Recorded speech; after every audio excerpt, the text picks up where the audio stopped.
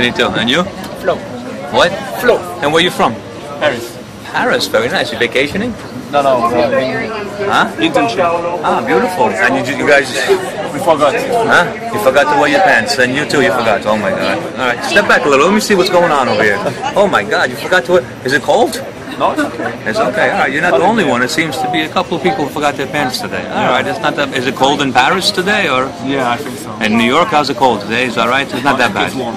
Yeah, thank God. I see that. It's not that bad. You got a heavy coat on, but no underwear. At least you have your underwears on, right, Anthony? Yeah. Okay, you did this for... This is just something crazy you forgot, so... Yeah. Okay, I hope...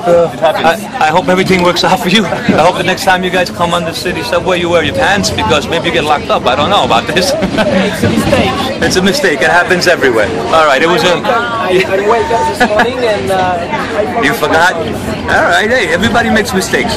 I wish you guys the best and good luck. Good luck to you. Thank you, Anthony. Bye-bye. Thank you. You guys...